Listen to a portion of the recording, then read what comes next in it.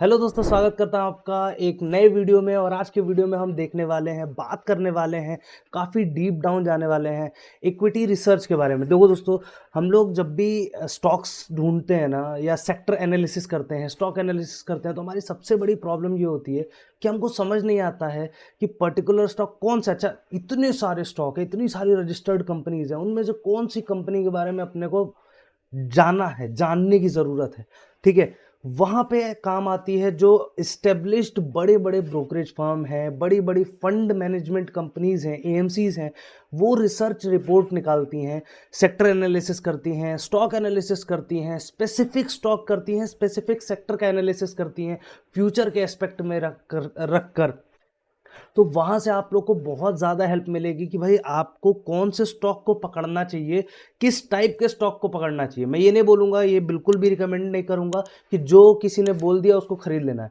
लेकिन अगर आपको कोई बड़ी, जैसे आईसीआईसीआई डायरेक्ट है, एचडीएफसी डायरेक्ट, एचडीएफसी सिक्योरिटीज़ है, एसबीआई है, एलआईसी है, इनको अगर आप देखते हो कि कोई स्टॉक ये होल्ड किए हुए हैं, तो आप एटलीस्ट उस स्टॉक के बारे में पढ़ तो सकते हो कि भाई इतनी बड़ी फंड है, इतनी बड़ी कंपनी है, ये लोगों ने कोई स्टॉक को पकड़ा है तो कुछ तो सोच के पकड़ा होगा। तो अपने को वो चीज़ देखनी है कि क्या अपन भी उस वाइब को मैच कर पा रहे, नहीं कर पा रहे। ठीक है, हमको सिर्फ वो चीज़ को समझना है, हम उस चीज़ को मैच कर पा रहे, नहीं कर पा रहे हैं, हमको भी वो चीज़ समझ में आ रही है, नहीं आ रही है।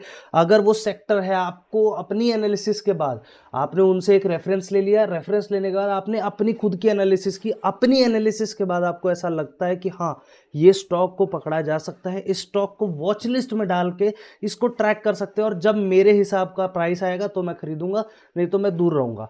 ठीक है, आपको एक, मतलब मैं आपको बताऊं कि बहुत एक अच्छा सपोर्ट सा मिल जाएगा कि आपको हर जगह नहीं देखना है, ऐसे हर जगह सब बटा ऐसे नहीं देखना। आपको एक सेक्टर पता चल गया कि भाई मेरे को डिफेंस स्टॉक्स देखने हैं।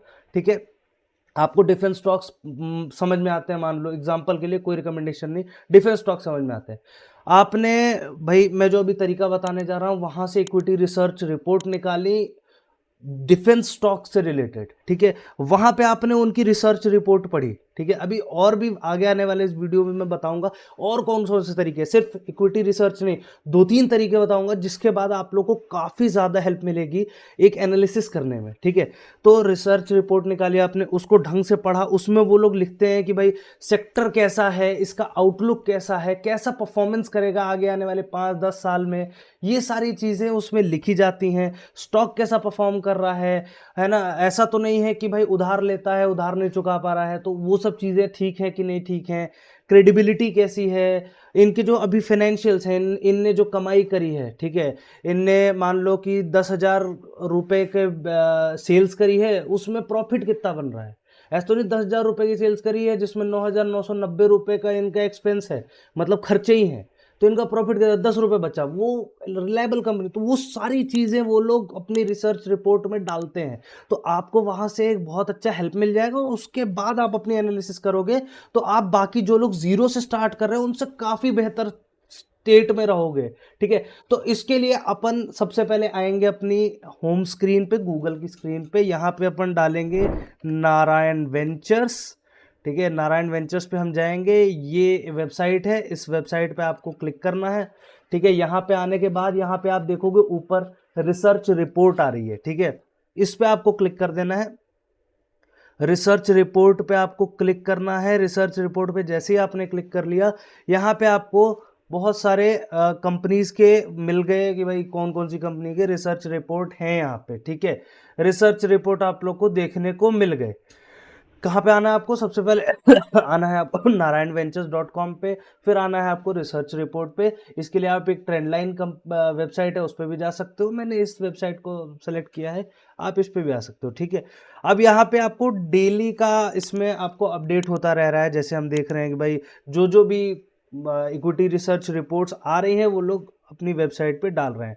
ठीक है, तो यहाँ पे आप देख सकते हो कि इसके ऑथर तो नारायण वेंचर्स है। भाई नारायण वेंचर्स को ऐसा लगता है कि डिलीवरी 40% अप मूव करेगी। ठीक है, अगले 12 महीने का जो एक रेंज है उसमें इनके हिसाब से 40% अप मूव करेगी।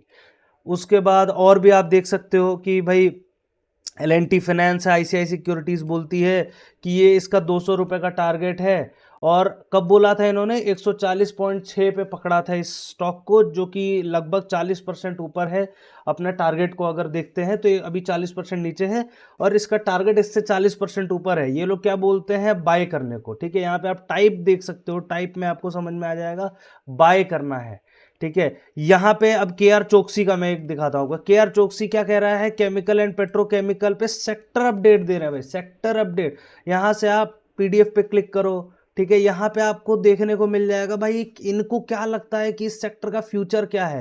ये बड़ी बड़ी इक्विटी रिसर्च कंपनीज हैं, ये लोग बता रहे हैं भाई हमारे हिसाब से सेक्टर का ये फ्यूचर है। इनके पास डेटा है, इनके पास मैन पावर है, इनके पास लोगों तक रीच है, तो इनकी जो रिपोर्ट है वहां से हमको काफी ज्यादा हेल्प मिल जाएगी। ठीक है, अकड़ में नहीं रहना, मैं ही ढूंढूंगा आपको भाई। जैसे एआई को यूज करके लोग बेहतर कर रहे हैं ना, वैसे ही आपको इनकी रिपोर्ट्स को, जहां से आपको बेहतर रिपोर्ट्स मिल रही है उन रिपोर्ट्स को देखिए, समझिए और अपनी एनालिसिस उसके बाद करिए और ये देखिए कि भाई ये बैक टेस्टिंग है ना, ये लोग सही बोल रहे हैं नहीं बोल रहे हैं। ठीक है, इनकी ये पॉइंट मुझे सही लगता है, आपने अपना पॉइंट लिख लिया, उसके बाद उस जो फिल्टर लगा के आपको समझ में आए कि अच्छा इन कंपनीज को मेरे को अपनी वॉच लिस्ट पे रखना है।